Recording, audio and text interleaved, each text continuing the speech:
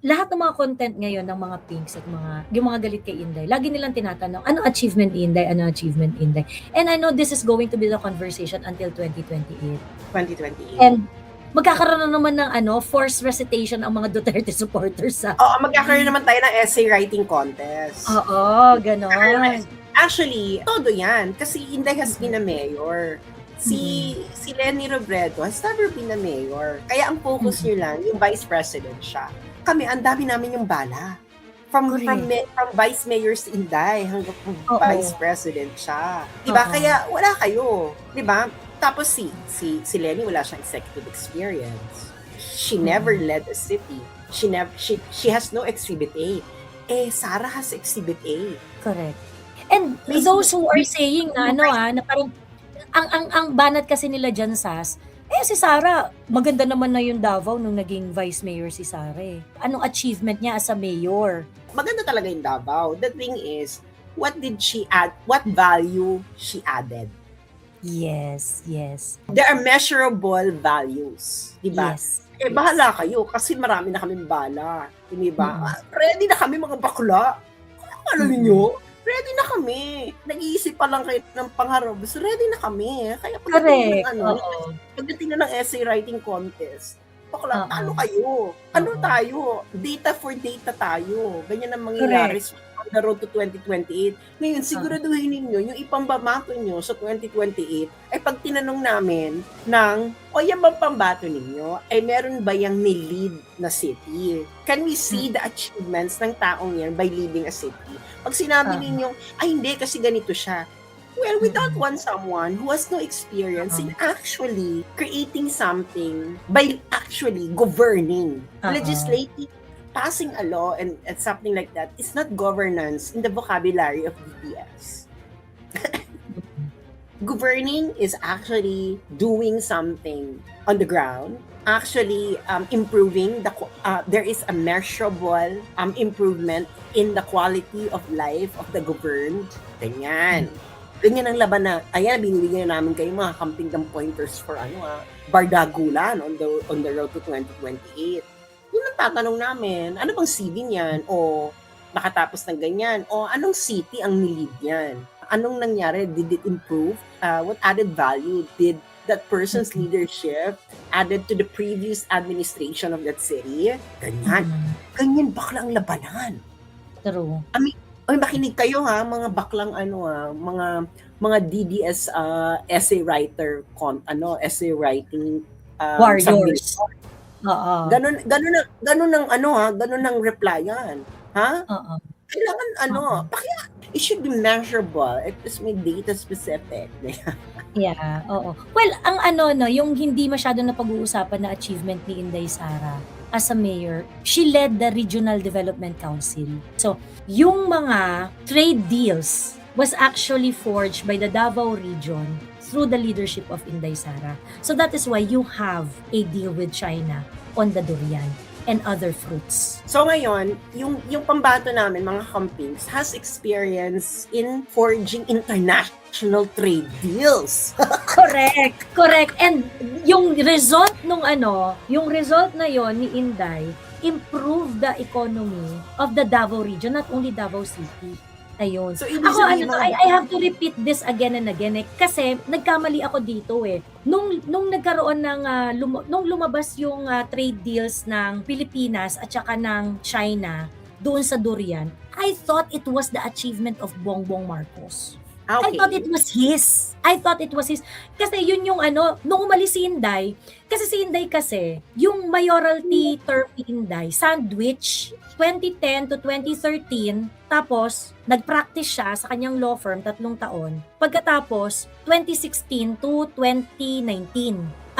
Tama, yun. 2016 to 2019, that's yun na lumalis na siya ng, mayor siya sa Davao, ganon. So, meron siyang lull na isang term. So, meron siyang na-sandwich na ganyan. So, 2016 to 2019, 2019 to 2022, mayor siya ng Davao. At that time, yun nga, naging leader siya nung Regional Development Council sa Davao. And through her leadership, she was able to forge these trade deals with other countries. And one of it is China. And yung commitment nga na yun ng China to get durian from the Philippines for a certain period of time. So, ibig sabihin, mga kampings, dapat yung pambato nyo may ganyan sa CV. Kasi kung walang ganyan sa CV, hindi kami maniniwala sa inyo. Wala. Ano lang, etos-etosera lang kayo. Diba? So, ibig sabihin, yung pambato namin bakla, gaganyan-ganyan lang yan. Pero, astig. Oo. Correct. And ito pa yung isang ito pa yung isang hindi nila ma-duplicate sa mga Duterte politician eh.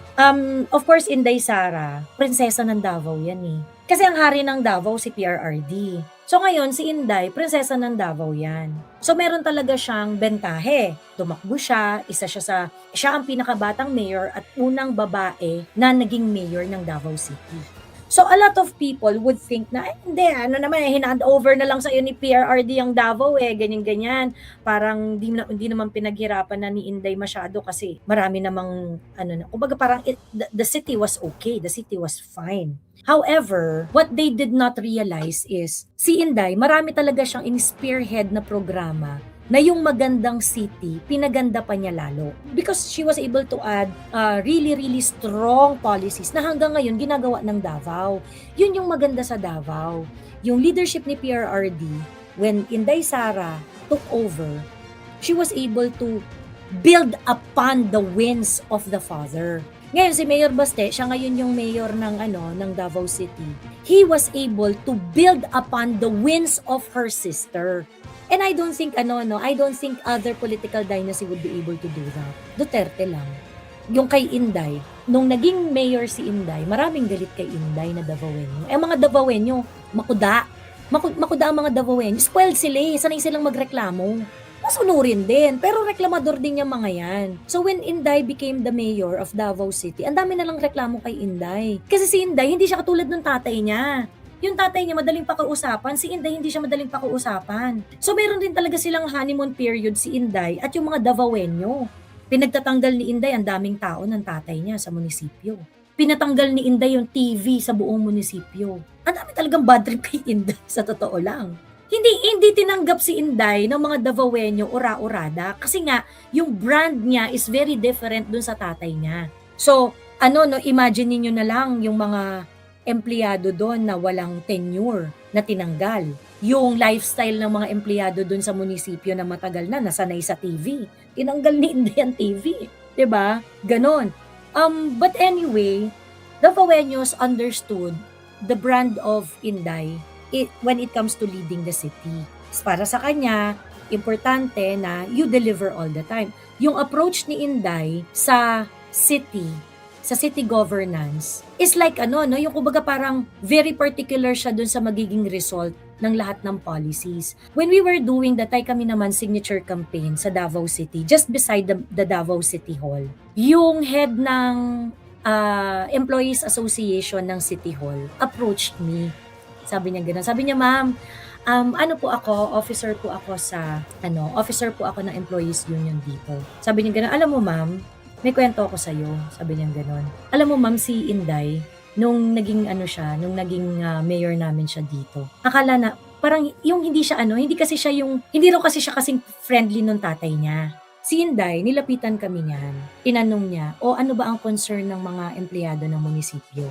So nagbanggit lang siya ng few things. Sabi niya, well ma'am, healthcare program, ganun. Ang tawag dito, sana mas malaki yung coverage, ganyan-ganyan. Tsaka ma'am, housing, ganun. So very, very casual lang daw yun na conversation. Hindi niya ina-expect na parang kamustahan lang, chika lang, ganyan. Yung parang tinanong ko lang, Sas, ikaw, kumusta ko dyan sa China, ganyan-ganyan, emerald, ganun-ganun. Tapos nagsabi lang siya, eto, ganyan, nilalamig, ganun-ganun, yung mga ganun. Si Inday, natatandaan niya yun. Natatandaan niya gano'n. And nung kinwento ko to sa kakilala ko, sabi niya, actually, ganyan talaga ang mga Duterte. When you say something to them na problema, they really have a special place dun sa brain nila na ililista talaga nila yon to see if, maybe in the future, they might be able to address it and things like that. Sabi niya, Miss Joey, 1.5 year after that, binalikan ako ni Inday. Tapos pinakita na raw ni Inday yung kung ano yung pwede niyang mai-offer doon sa mga employees ng munisipyo. And so, yung mga employees ng munisipyo ng Davao City, meron na silang housing program. Meron silang housing program. Tapos, better na din yung kanilang coverage sa health insurance. 'Di ba meron kang PhilHealth, tapos meron kang private insurance na, health insurance na binabayaran rin. I think, I do not know if half or more than half nung premium. But, that makes the employees of the City Hall less worried. 'Di ba? Mga ganon. So, yun. Ganon sila. Yung anak ni Dr. Bello na si Quark Henares, nagtanong sa threads kung ano daw mga nagawa ni VP Sara as VP, DepEd Secretary, and ano daw ba laws authored niya. Ang daming sumagot sa kanya, nilike na lang comments. Yung tanong na, kung tinanong niya yung laws na authored ni VP, is a very stupid question because VP was never a legislator. Ayun nga eh. So ibig sabihin, si Quark Henares, hindi niya alam wala siyang alam politically. Oo. Wala siyang alam. Tapos in the guise of mangbabarda, kunwari, nagtatanong. Well, sino ba si Quark Henares? Bakla wala kang connect sa masa. Nobody knows you. Nobody cares. And as of this moment, the kakamping thought leaders and whoever they get are irrelevant now. They are, dahil hindi na nga nila ma-justify itong mga pinagagawa ng mga thought leaders, na mga hinire nila during the 2022 election na binabarda si Bongbong, tapos nakikiparty ngayon kay Bongbong. Wala na yan.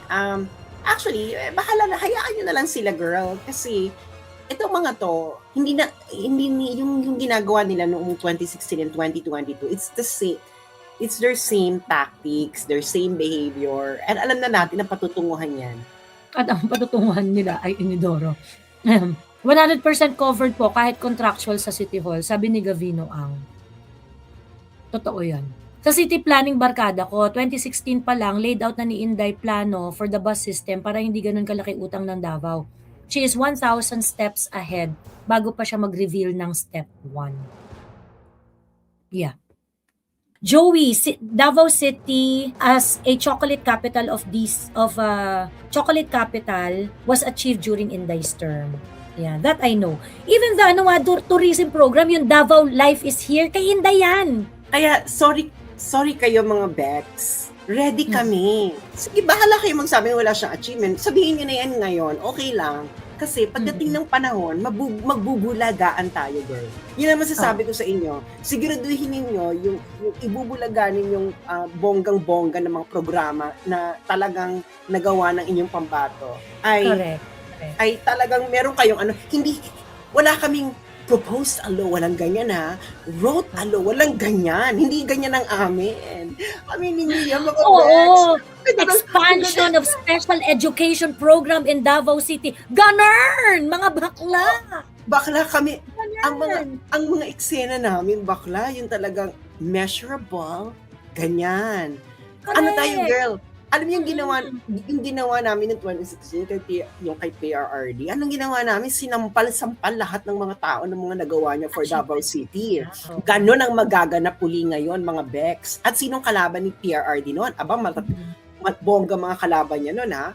Mar Rojas, Binay, Grace po, sino ba yung isa? Miriam. Yun ang mga napataob ni PRRD noong mga panahon na yon. At kung yung mga ipapambato ninyo ay hindi ka-ranking ni Mar Rojas, Grace po, Miriam, at ni Binay, bakla, PRD pa yun Ito Inday Sara.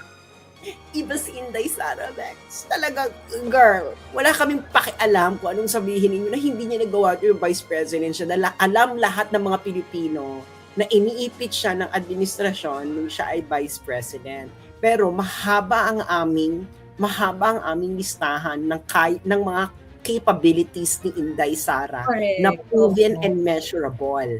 Kayo, the prowess of Inday in doing in implementing peace and order measures in Davao is actually more articulate than the father. Totoo yan. So mag-aano tayo, girl? Maglilistahan tayo ng at ano to ha? Measurable and may exhibit A. Kailangan kayo may exhibit A ha. Ganyanan tayo, mga Bex. Exhibit A. Ganyan. Siyempre, bongga pa naman ngayon, girl. Marami nang pwedeng pumunta ng Davao at investigahan nga kung totoo nga itong mga Kung totoo o sinasabi. hindi. Oo, Oo, di ba? correct. So, pwede siyang i-verify. So, yung mga Mm. tao pupunta doon para mag-verify. Katulad nung nangyari kay PRRD. Remember, nung tumatakbong presidente si PRRD, ano mang ginawa ng mga Pilipinong hindi kilala si PRRD? Pumunta sila ng Davao para imbestigahan nga ang Davao kung totoo nga itong mga At pinagsasabi. na-shock sila. At na-shock sila. Ngayon, Oo. gagawin uli namin yan. Girl, we know how to play this. Okay? Oo, oo. We already know how to beat you. Oo. Ang hindi Di ba sabi kasi namin- nila alam eh. Hindi nila alam that Inday Sara was actually, Davao City was very, very decorated at the time Inday Sara was the mayor. Ayun ang Kasi masabi yun ko. yung time na hinihit ng Davao City lahat ng KPI ng lahat ng performing city, ng Oo. highly urbanized city. Yeah. Ito lang masasabi ko. We know how to beat you. We exactly know how to beat you because we have done it over and over again. Ngayon, you don't know how to beat us kasi you never beaten us. Siguro if you cheat us, no? If you cheat us, you can. Pero, you might be assuming that we will have the same strategy. True. Ayun. Pero, girl, can you imagine how we can simulate futures now? We have the skill to simulate, to actually not just to imagine, to actually computationally simulate different futures and prepare for everything. So, girl, handa kami sa laban na ito dahil alam na, dahil sinabi na ni Inday Sara na she wants a bloodshed. Oo. Totoo. So we will give a bloodshed.